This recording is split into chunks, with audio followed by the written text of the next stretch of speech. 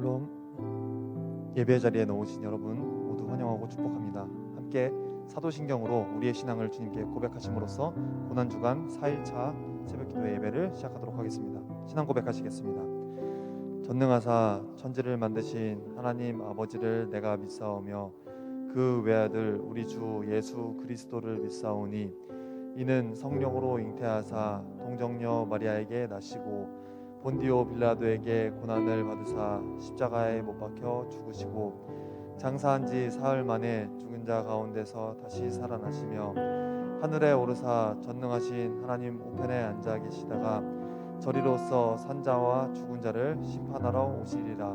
성령을 믿사오며 거룩한 성도가 서로 교통하는 것과 죄를 사하여 주시는 것과 몸이 다시 사는 것과 영원히 사는 것을 믿사옵나이다. 아멘. 내 마음의 주를 향한 사랑이 참하시겠습니다.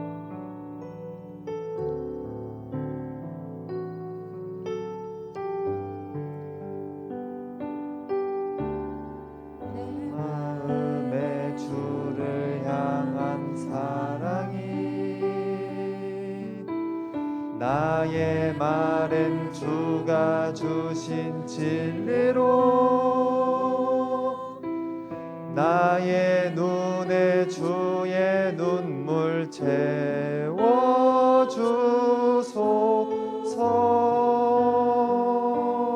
아멘. 내 입술에 찬양의 향기가 내 입술에 찬양의 향기가 두 손에는 주를 닮은 섬김이 나의 삶에 주의 흔적 남게 하소서. 하나님의 사랑이 영원히 함께하리. 하나님의 사랑이 영원히 함께하리. 십자가의 길을 걷는 자에게 순교자의 삶을 사는 이에게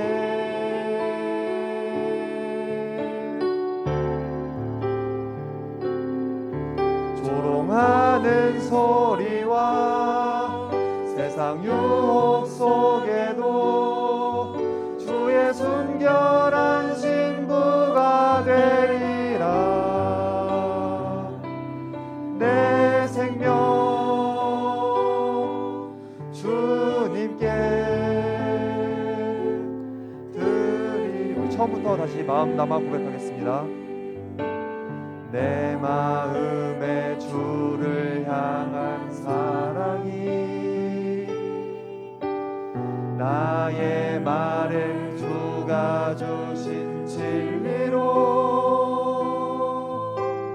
나의 눈에 주의 눈물 채워주소서.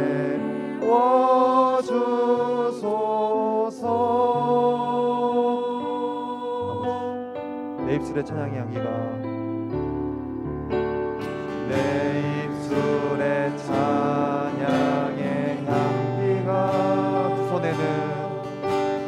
두 손에는 주를 닮은 섬김이 나의 삶에 주의 흔적 남게 하소서. 주님의 고난에 동참하는 마음으로 고백합니다. 하나님의 사랑이 영원히 함께하리. 십자가의 길을 걷는 자에게 순교자의 삶을 사는 이에게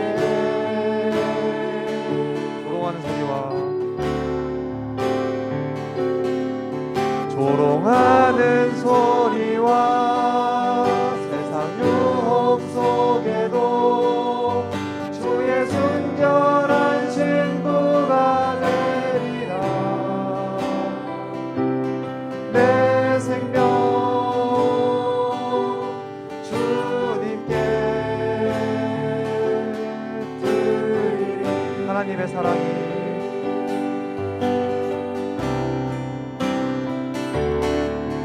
하나님의 사랑이 영원히 함께하리. 십자가의 길을 걷는 자에게 순교자의 삶을 사는 이에게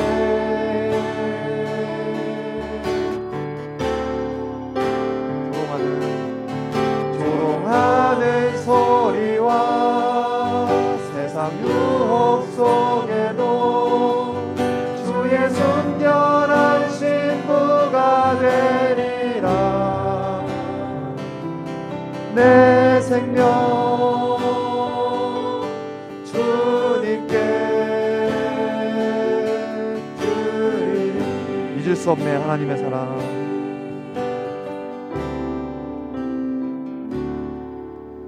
잊을 수 없네 하나님의 사랑. 날 살리시려고 주신 생명. 십자가 지고 오르신 갈보리 언덕. 날 향한 사랑 때문에 우리 때문에 생명 주셨고 우리 때문에 고통 당하셨네.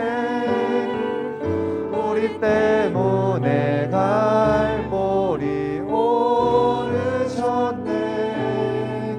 무지한 우리 때문에. 마음을 담아 고백합니다. 나는 보았네. 나는 보았네. 피 묻은 십자가 날 사랑하시려고 흘린 사랑. 나를 바라보시고 흘리신 용서의 눈물. 날 향한 사랑 때문에 우리 때문에 생명 주셨고 우리 때문에 생명 주셨고 우리 때문에 고통 당하셨네. 우리 때문에 갈보리 오르셨네. 무지한 우리 때문에. 목소리 높여 찬양하겠습니다.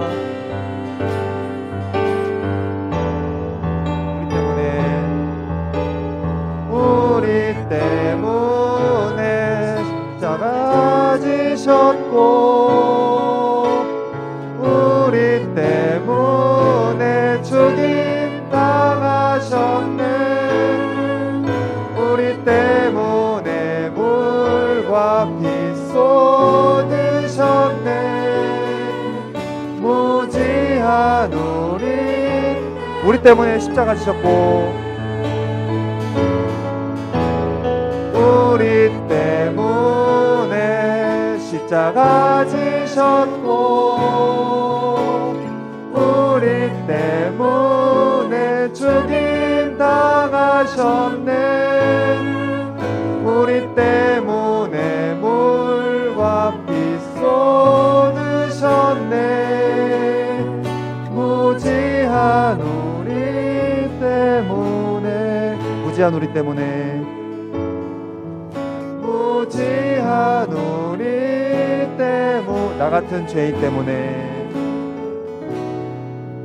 나 같은 죄인 때문에 아멘. 우리 때문에 고난당하시고 죽임당하신 주님을 기억하고 묵상하며 함께 예배를 위해 기도하시겠습니다.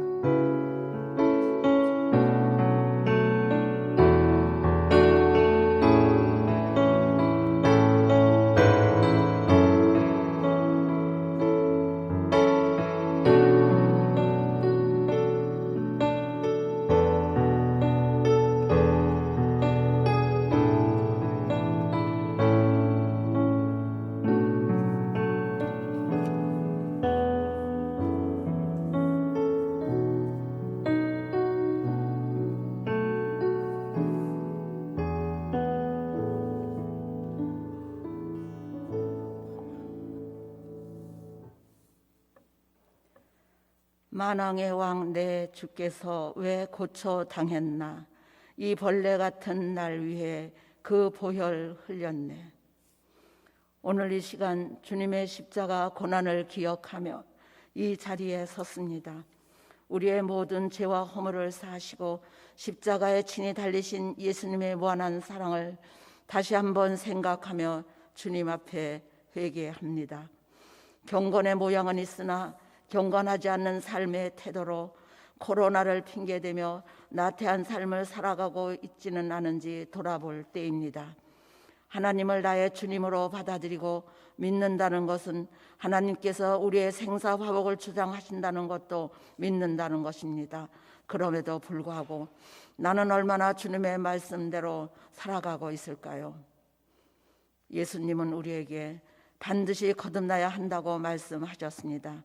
주님의 고난을 기억하며 어떻게 해야 거듭나는지 깨어나는 시간이 되게 하여 주옵소서. 사랑의 하나님, 올해 예담교회 표어는 말씀 위에 서는 교회입니다. 하나님의 말씀은 살아있고 활력이 있다고 하셨습니다.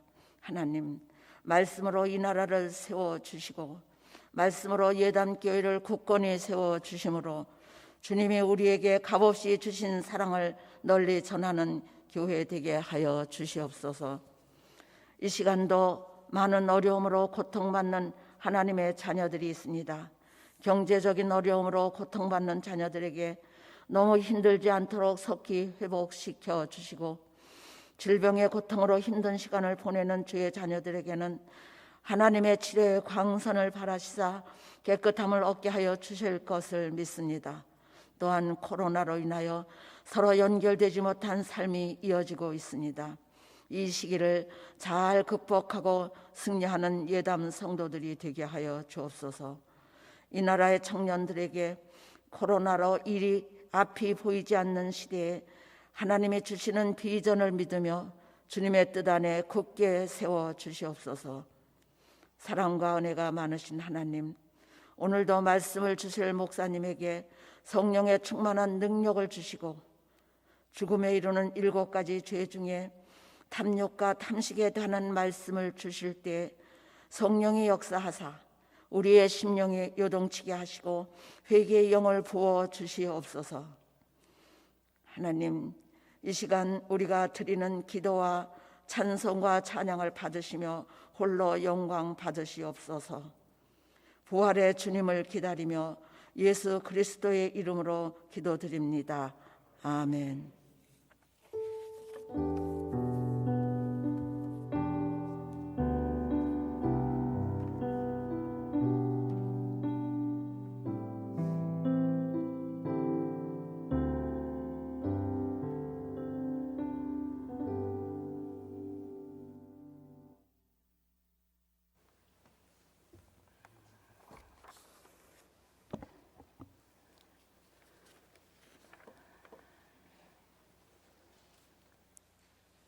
오늘의 성경 말씀은 누가복음 12장 13절부터 15절, 창세기 25장 29절에서 33절 말씀입니다.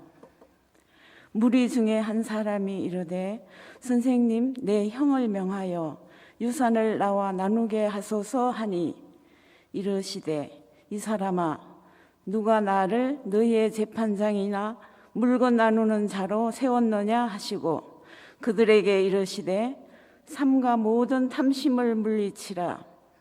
사람의 생명이 그 소유에 넉넉한데 있지 아니하니라 하시고 야곱이 죽을 쑤었더니 에서가 들에서 돌아와서 심히 피곤하여 야곱에게 이르되 내가 피곤하니 그 붉은 것을 내가 먹게 하라 한지라. 그러므로 에서의 별명은 에돔이더라. 야곱이 이르되 형의 장자의 명분을 오늘 내게 팔라. 에서가 이르되 내가 죽게 되었으니 이 장자의 명분이 내게 무엇이 유익하리요. 야곱이 이르되 오늘 내게 맹세하라. 에서가 맹세하고 장자의 명분을 야곱에게 판지라.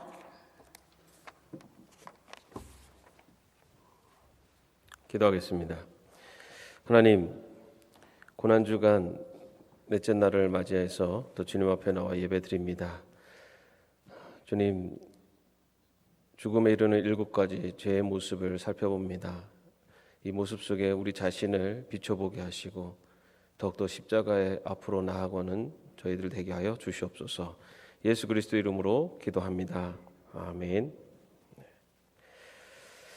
죽음에 이르는 7가지 죄, 오늘 네 번째, 다섯 번째 이 두 가지를 같이 살펴보도록 하겠습니다. 여러분, 그 전에 기억나시죠? 첫 번째가 교만, 두 번째가 시기, 세 번째가 분노. 네. 여러분, 어떻게 어제 사시면서 분노 잘 다스리셨습니까?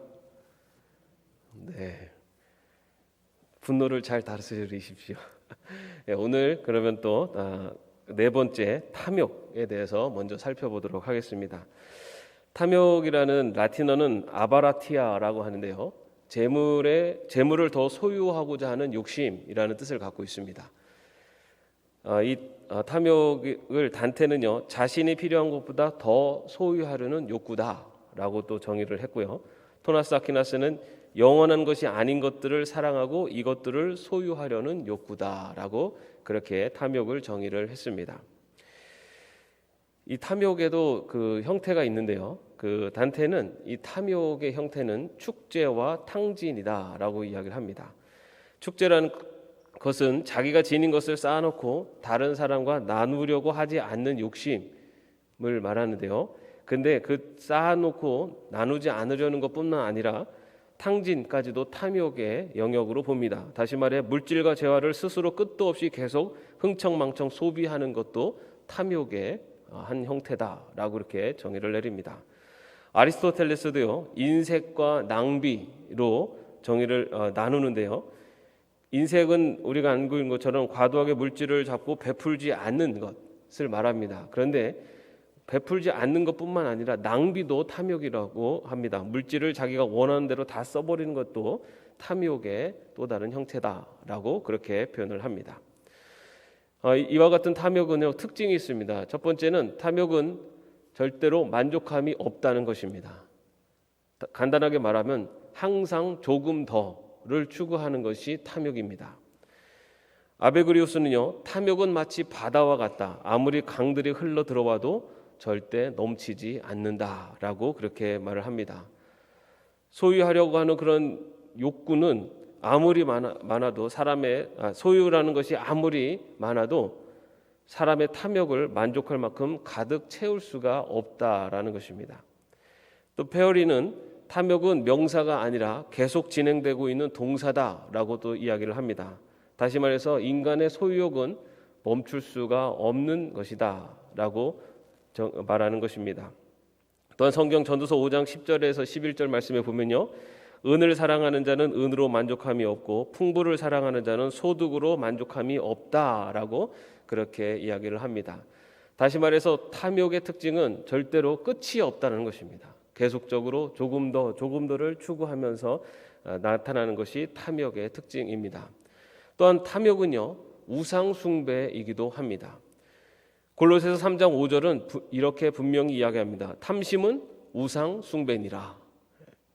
우상 숭배란 하나님 외에 믿고 의지하는 어떤 것을 섬기는 것을 말합니다. 마태복음 6장 24절에서는 그래서 주님께서 이렇게 말씀하십니다. 하나님과 재물을 겸하여 섬기지 못하노라.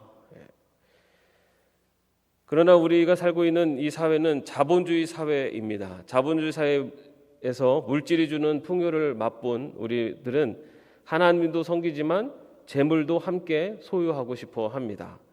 이것이냐 저것이냐가 아니라 이것도 저것도 모두 취하고 싶은 것이 우리들의 심정이기도 합니다.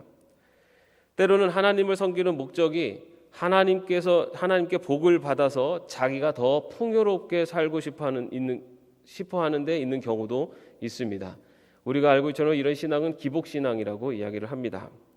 그러나 성경은 분명히 말씀합니다. 하나님과 돈을 겸하여 섬길 수 없느니라.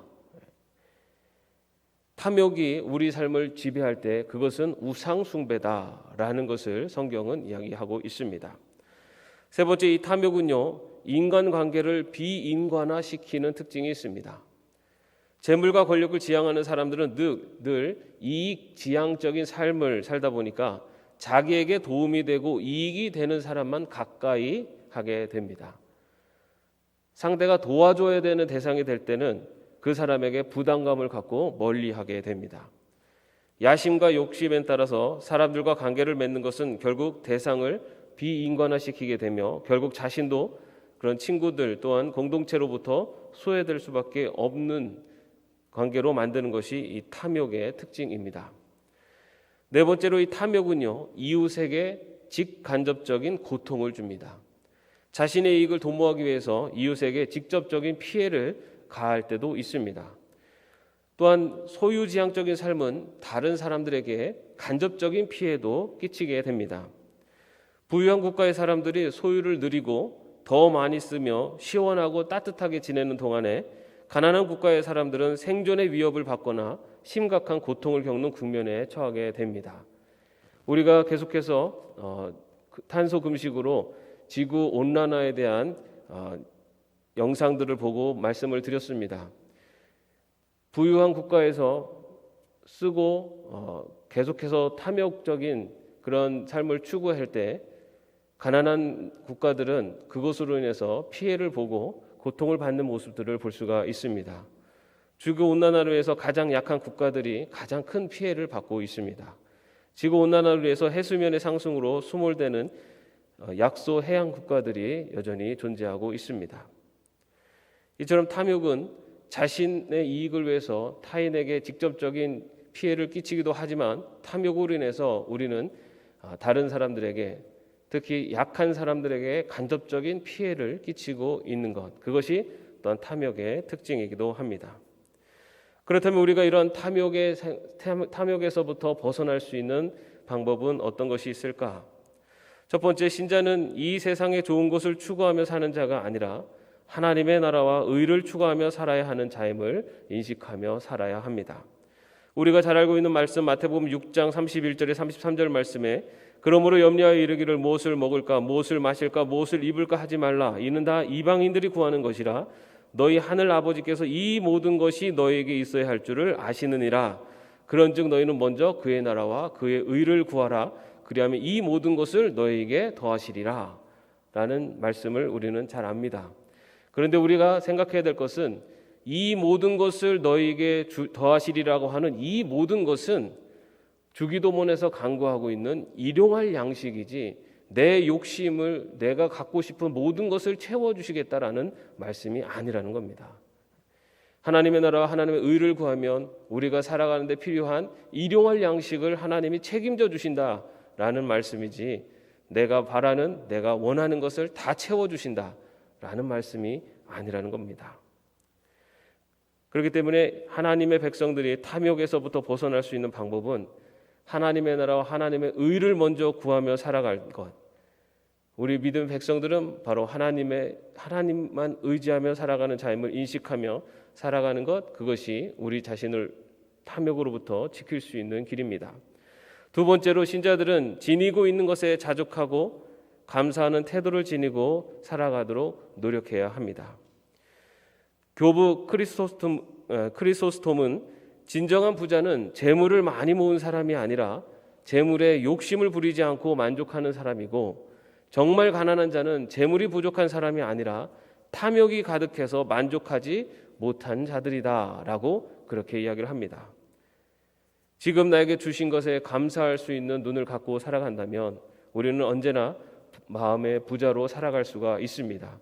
그러나 내 삶 속에 주어진 감사의 조건들을 바라보지 못하면 언제나 우리는 가난한 자로 더 많은 것을 추구하는 탐욕의 그림자를 가지고 살아갈 수밖에 없습니다. 세 번째로 단순한 삶의 방식을 가지고 살아가도록 힘써야 합니다.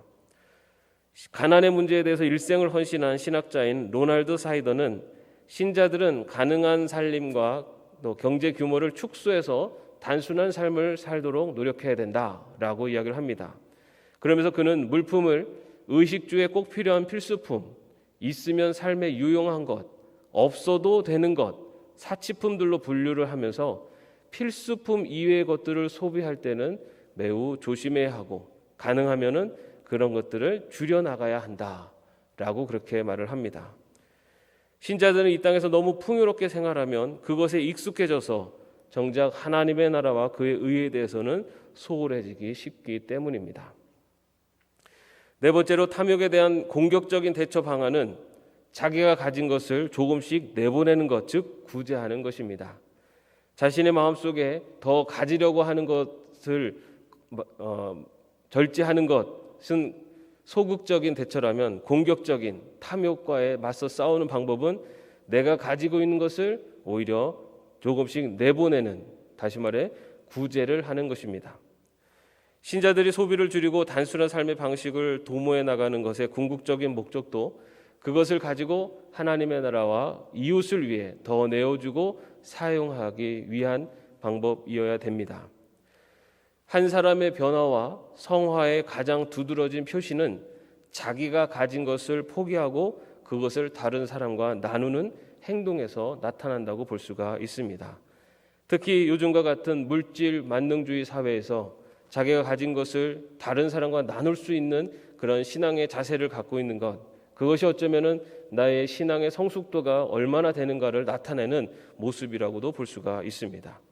왜냐하면 세상은 물질을 주인으로, 물질을 하나님으로 여기고 있기 때문에 나의 삶 속에 하나님이 주인이 되어질 때는 내 삶 속에 물질을 내려놓을 수 있는 그런 결단과 용기도 나올 수 있기 때문입니다.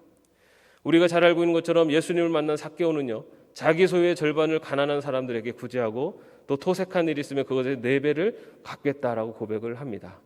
예수님을 만난 사람들의 삶의 자세는 자신의 것을 소유하려고 하는 자세가 아니라 오히려 이웃과 나누려고 하는 삶의 자세로 나타나게 된다는 것입니다. 탐욕에 대한 참된 회개는 자기가 가지고 있는 것을 다른 사람들과 함께 나누는 것에서 정점을 이룬다고 볼 수가 있습니다. 자기 것을 떼어서 나눠주는 일에 힘쓰는 일은 탐욕을 떼어내는 급진적인 방법이기 때문입니다. 오늘날 우리가 살고 있는 사회는 물신주의 문화의 사회에 살고 있습니다. 그래서 이 물질이 어떤 악보다도 더 탐욕을 조장하고 있습니다. 재물과 이 세상의 소유를 늘려가는 생활이 주는 낙을 경계해 나가야 합니다. 신자들은 하나님과 돈을 동시에 섬길 수 없다라는 말씀을 명심해야 합니다.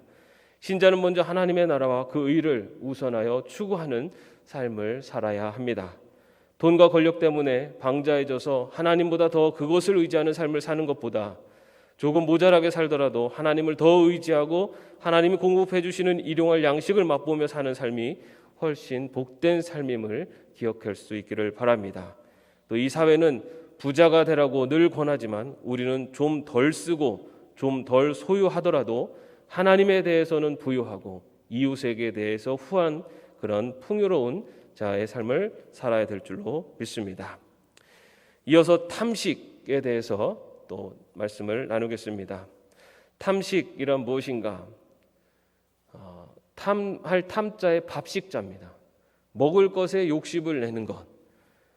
탐식도 7가지 죄에 속합니다. 탐식이 왜 이게 7가지 죄일까? 한번 같이 또 말씀을 나누겠습니다. 여러분 성경에 보면은 이 음식 때문에, 탐식 때문에 벌어진 사건들이 있습니다. 그 중에 가장 큰 탐식의 사건 중에 하나는 인류의 조상인 아담의 범죄. 그가 금단의 과일을 먹으라는 사탄의 유혹에서 넘어가서 그 과일을 먹게 됩니다. 먹을 것에 대한 유혹을 이기지 못해서 결국은 낙원에서 추방당하게 됩니다. 또 창세기를 보면요, 먹는 것을 절제하지 못해서 비참한 결과를 초래한 인물들이 있는데요. 그 중에 하나가 노아입니다. 노아는 술에 취해서 벌거벗은 수치스러운 모습으로 잠을 자고 그로 인해서 그 아들이 또 저주를 받게 되는 그런 모습을 보여주게 됩니다. 또한 배고픔을 참지 못하고 죽 한 그릇에 장자권을 팔아버린 에서와 또 배고픔을 이용해 장자권을 산 야곱, 그들 역시 탐식으로 인해서 형제간에 또한 불화가 일어나게 되는 것을 볼 수가 있습니다. 또 대취하여서 정신이 혼미해져 자기의 딸들과 함께 잠을 자는 줄도 알지 못해선 롯, 그러한 모습들이 탐식과 연결되어 있는 죄의 본성과 연결되어 있는, 또 그것으로 인해서 넘어져 버린 사람들의 모습입니다. 이와 반대로 탐식을, 그런 죄의 본성을 이기신 분, 바로 둘째 아담으로 이 땅에 오신 예수 그리스도이십니다. 사탄은 예수님께 돌을 떡으로 만들라 라고 유혹을 합니다. 그러나 사탄의 유혹에 거부함으로써 사탄의 유혹을 물리치신 분이 예수님이십니다. 이처럼 탐식으로 인한, 죄의 본성으로 인한 많은 사건들이 또한 성경에도 기록되어 있습니다. 그레고리 대제는요, 이러한 탐식을 5 형태로 분류해서 이야기를 합니다. 탐식은 5가지의 형태로 위장을 해서 우리를 유혹한다라고 그렇게 말을 합니다. 첫 번째 탐식의 유형은 급하게 먹는 것입니다. 속식입니다.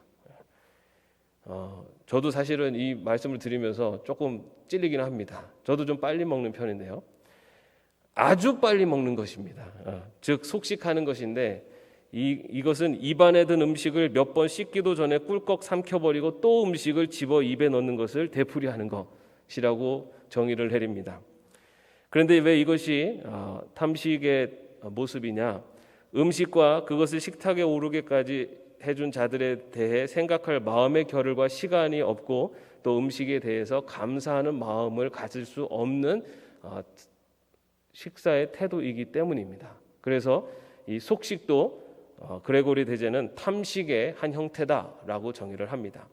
두 번째, 개걸스럽게 먹는 것, 걸식, 또 탐식의 하나의 형태다라고 이야기합니다. 몹시 굶주린 사람처럼 정신없이 먹는 것을 말합니다. 다른 사람이 더 가져가기 전에 자신이 그것을 더 먹기 위해 허겁지겁 먹어버리는 것. 저희들도 아이들이 많다 보니까 가끔 맛있는 게 나오면은 자기 밥상에다가, 자기 밥그릇에다가 몇 개를 먼저 올려놓으려고 하는 아이들이 있어요. 그러면 바로 다 회수하고 대기시킵니다.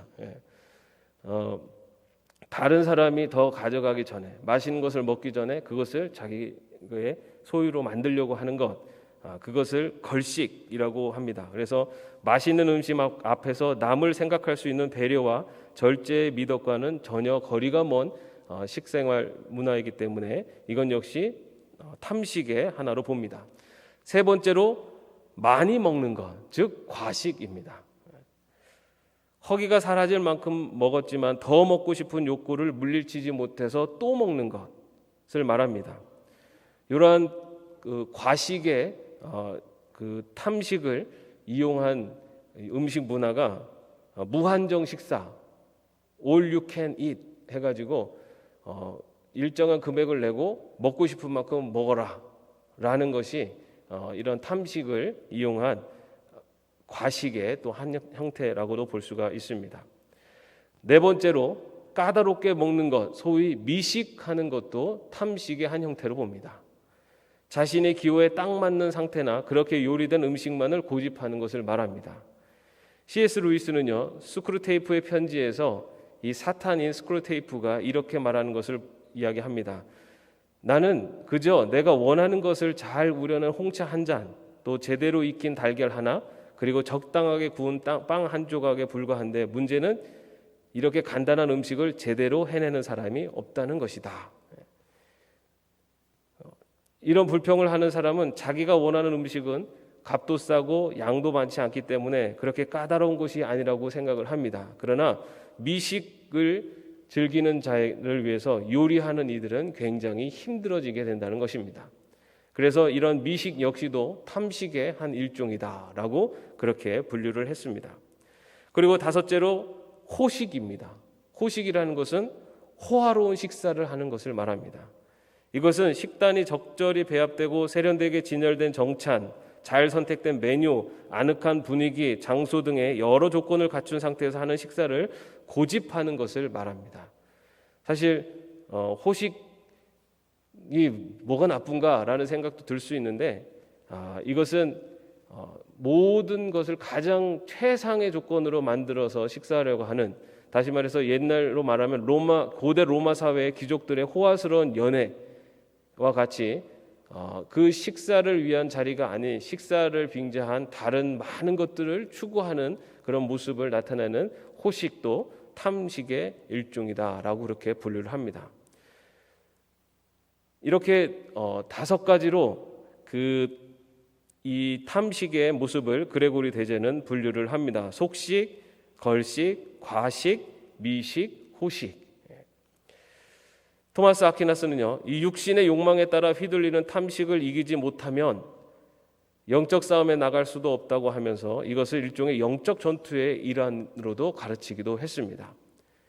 육신의 욕망을, 다시 말해서 탐식을 절제하지 못한다면 영적인 싸움에 나갈 준비가 아직 미흡하다라는 것을 말한 것입니다. 그렇다면 이 식탐이 왜 종교적인 또 문제가 되는가? 탐식이 갖는 문제는요, 자신의 삶이 먹는 것과 마시는 것에 지배받느냐 하는 데 있기 때문입니다. 어거스틴은 이렇게 말을 합니다. 실제로 먹고 마시는 것에 우선적이고 또는 큰 가치를 두며 생활하는 사람들은 말로는 인정하지 않겠지만 실제의 삶으로는 이미 하나님의 나라, 그의 의, 그리고 교회와 이웃 등의 더 궁극적인 가치와 문제에 대해서는 관심이 약해질 수밖에 없다라고 말을 합니다. 자신의 먹는 것, 마시는 것에 지배받는 자는 자신의 이웃과 하나님을 향한 관심이 약해질 수밖에 없다는 것입니다. 탐식자들의 관심은 먹는 것과 마시는 것, 결국 자기 자신에게 집중되었기 때문입니다. 그럼 이런 탐식을 극복할 수 있고 치유할 수 있는 방안은 무엇일까? 첫째, 성경과 기독교 신학자들은 금식을 그 치유책으로 제공합니다. 자기의 힘의 근원이 되는 것을 거부한다는 것이고 자신 몸의 욕망을 부인한다는 의미가 금식에 담겨 있기 때문입니다.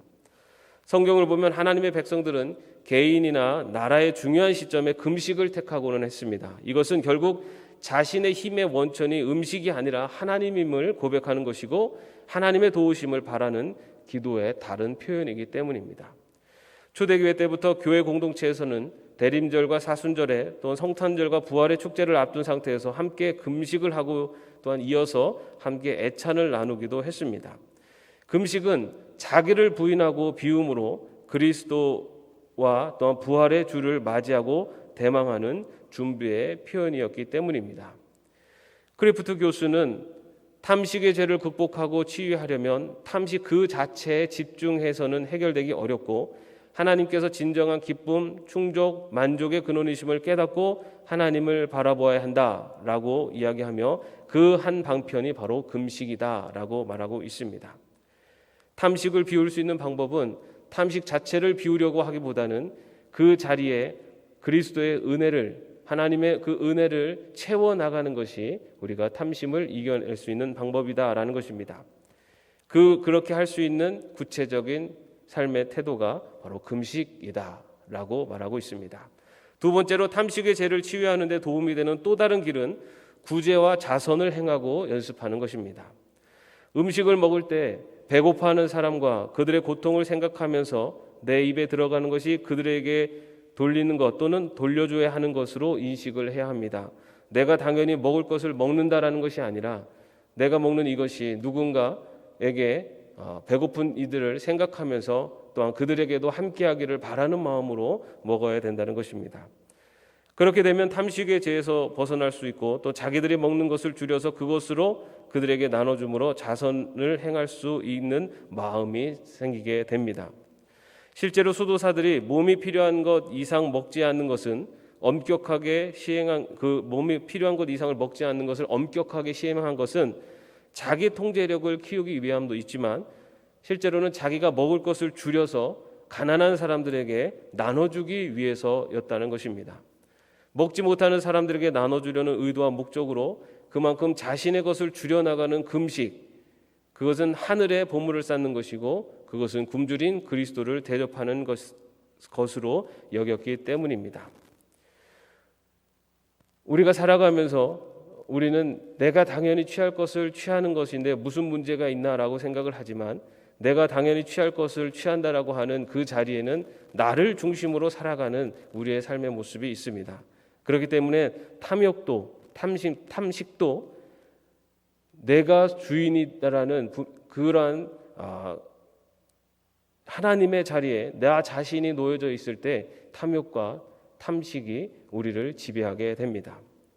탐식을 극복하는 길에 관해 기독교가 제시하는 치유책은 금식과 자선의 길을 제시해 왔습니다. 금식을 통해서 자신의 욕망을 부인해가는 법을 배우고 우리의 존재가 하나님으로부터 체험을 받는 길을 알게 되게 됩니다. 또 금식을 통해 자신이 하나님으로 인해 만족하고 또 가난한 이웃에게 자선하는 방법을 배우는 것이 바로 금식의 이유이며 목적이기도 합니다. 고난주간을 지내면서 우리는 탐욕과 탐식 이 두 가지의 죄의 모습으로부터 우리 자신을 한번 돌아볼 수 있기를 바랍니다. 내가 이 땅의 물질 아니면 내가 무엇인가를 채우려고 하는 탐욕의 죄에서 얼마나 자유로운 삶을 살고 있는지, 내가 먹고 마심에 있어서 나는 과연 그 탐식의 죄에서부터 얼마나 자유롭게 지내고 있는지, 이 고난주간을 지내면서 탐욕과 탐식으로부터 우리 자신을 하나님 앞에, 주님 앞에 내려놓고 더 자유로운 삶을 살 수 있기를 주님의 이름으로 축원합니다. 기도하겠습니다. 주님, 우리들의 삶 속에 더 많은 것을 누리고 가지려고 했었던 탐욕이 혹시 하나님의 나라와 의를 구하는 것보다 더 앞서고 있지는 않았는지 이 시간에 돌아봅니다. 주님, 죽음에 이르는 7가지 죄 중에 하나인 이 탐욕을 이겨낼 수 있도록 인도하여 주옵소서. 주님, 또한 우리가 먹고 마시는 것에서 혹여나 탐식의 죄가 우리를 지배하고 있지 않았는지 돌아봅니다. 나는 아무런 의식도 없이 먹고 마시는 삶의 모습 속에 어느새 탐식이 자리를 잡고 있지는 않았는지 우리 자신을 돌아보며 또한 그리스도 십자가 앞에 나아가길 원합니다. 주님, 우리의 삶 속에 탐욕과 탐식으로 인해 죄의 길을 걷지 않게 하시고 오직 하나님의 나라와 하나님의 의를 구하며 이웃을 위해서 나의 지갑을 그리고 나의 물질을 나눌 수 있는 그러한 삶을 사는 저희들이 되게 하여 주시옵소서. 고난주간에 주님의 그 걸어가심, 바로 자신을 내어주신 주님의 사랑임을 함께 나눕니다.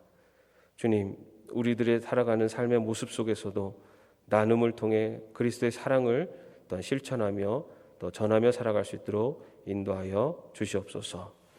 주 예수 그리스도의 은혜와 하나님의 사랑하심과 성령님의 교통하심과 동행하심이 죄의 길에서 돌아서서 주의 말씀으로 신자의 삶을 살기로 마음속에 결단하는 주의 종들 머리 위에 이제부터 영원까지 함께 없으시기를 간절히 축원하옵나이다.